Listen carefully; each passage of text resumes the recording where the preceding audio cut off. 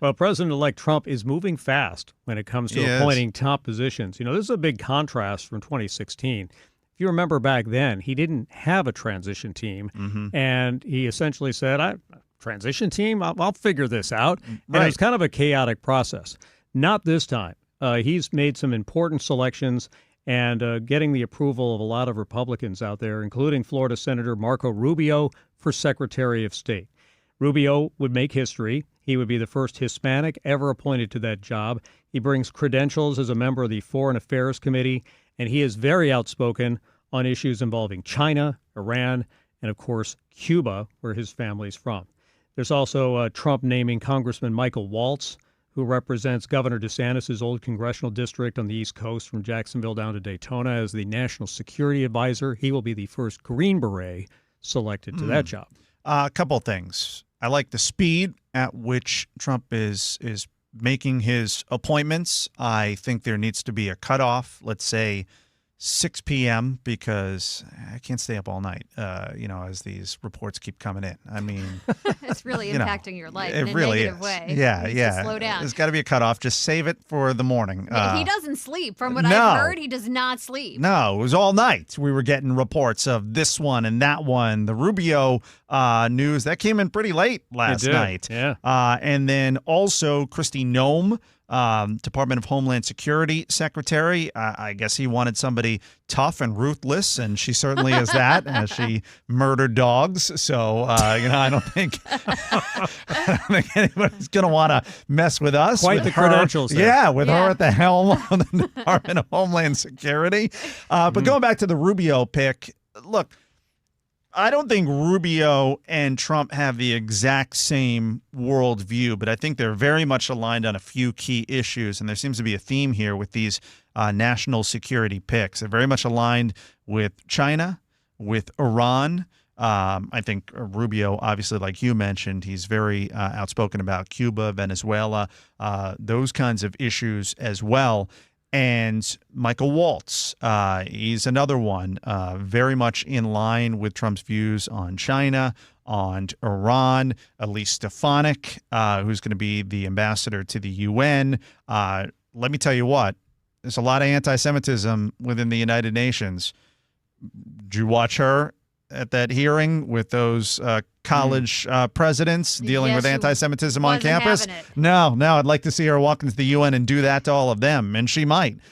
So we're seeing a pattern here where I think really China and Iran are going to be the focus of Trump's foreign policy plans moving forward, and he's putting people who are aligned with him on those issues into these prominent positions, and he's getting a lot of praise for them. I think Marco Rubio's a solid pick, and so far the response has been pretty positive to him getting that. That's the gig that he wanted. I mean, there was no secret about it. He wanted to become Secretary of State, and he got it. It's been quite a transformation in their relationship since the hands and the water jokes and all of that kind of stuff from 2015. A lot of water under the bridge, you might say. Where Trump and Rubio differ is on Russia. Rubio is definitely a Russia hawk, and he's been very critical of Russia's interference in the affairs of Cuba over the years. And, you could argue the Soviets were partly responsible for putting Castro in power. Yep. But obviously that'll be interesting to see how Rubio handles the situation with Ukraine. But on other issues, clearly they're on the same page. And if Rubio had differences with Trump, those will probably end pretty quickly if he takes the job. Yeah, and I think I'm seeing a lot of headlines that Trump's just picking loyalists and things like that. And we'll get into some of the other positions that he's announced people for.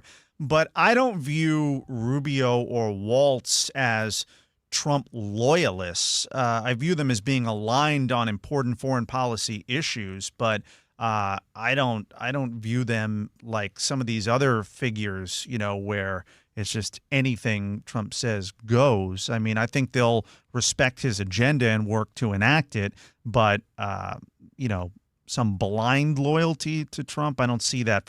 I think there's serious figures, like serious people. foreign policy, national security people. It should be interesting to see what the turnover rate is like, because with the first administration, he went through a lot of people. Yeah. Yeah. Some good people at that. Right.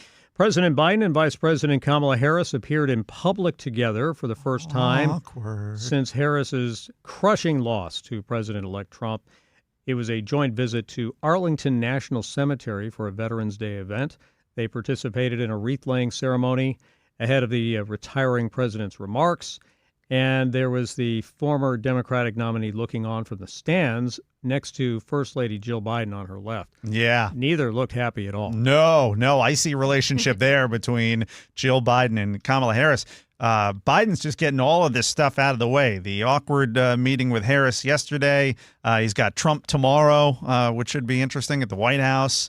So, the thing about that is, Harris wasn't the one who pushed out Joe Biden. You know what I mean? Like, she was defending him to the end. Mm-hmm. It was the party and it was the Democratic voters who wanted Biden out after all, what happened with that horrible debate. Yeah. I don't According know why. to the polls, the Democratic voters didn't actually have a say, but they clearly were happy with the pick. There's no question of it. They're happy with the move that was made to push him to the side. I think you were going to go into the doghouse of Jill Biden no matter who ended up being the person to replace Biden. That was a tough thing to go through, obviously.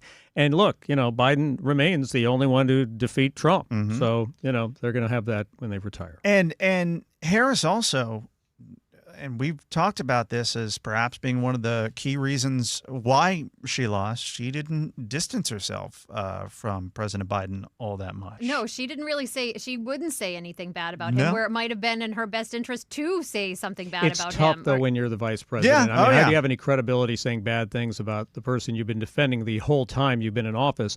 And it's one of the reasons why vice presidents rarely win when they run, because they just can't separate themselves from the previous administration. Did you see that video of Biden at the beach? Oh, shuffling along, kind of tripping, stumbling. Yeah, Jill was kind of holding him up. Yeah. Now, I saw that making the rounds, but I got to be a little fair here. Yes. It's not easy to walk on sand, it's not. okay? I thought the same thing. That's what I look like trying to walk on sand. Right, and you don't know how hot the sand was. Okay, that makes a difference, too. So I'm going to defend Biden a little bit here, especially if you're a shuffler like he is. That's really hard to do with sand. I have a really hard time walking in sand. So honestly, I wasn't going to really make fun of him all. But when I was with my friends the other night, we were all like kind of laughing at that video. And I was like, you know what? I have a hard time on the beach, too. Yeah. I think he sounds better, though, doesn't he, than when, you think of how terrible he sounded at that debate. A little bit. He's much more energized lately now that the party lost. Well, there's something about being president that weighs you down. Like, that's gone from him now. So, And he's the only, like you said, Chris, he's the only one to beat Trump. So he has that. He's smiling about that now that Harris lost. So some boaters stuck in the Atlantic got a little magic from a Disney cruise ship. Well done. The Disney Treasure, rescued 4 people from a sinking catamaran that was located about 265 miles offshore from Bermuda over the weekend. The Treasure was on its way back to Port Canaveral from the Netherlands. It was on a test run, and they were coordinating with the U.S. Coast Guard to help the stranded boaters because they were closer than any Coast Guard ships. And so the call came in about this 50-foot catamaran going down. They sent out a lifeboat from the cruise ship and were able to safely get all 4 passengers off the sailboat and to a really relaxing experience on the Disney. Yeah. Mickey literally was part of the rescue crew, throwing the lifeboat out there and making sure that they were all brought to safety. If you're going to get rescued out at sea, if your vessel is sinking, why not the Disney cruise? Right, yeah. So they ended up probably getting a free couple of days on the cruise. I heard the food's really good. Yeah. The entertainment. I mean, what a better way to go down. I mean, if you're going down, yeah. You might as well, get on the Disney ship for the rescue. It's a lot better than like a Coast Guard helicopter. Oh, totally. Yeah, quite the experience for them. All right, Chris Trankman with today's top stories. Chris, thanks so much. Thank you.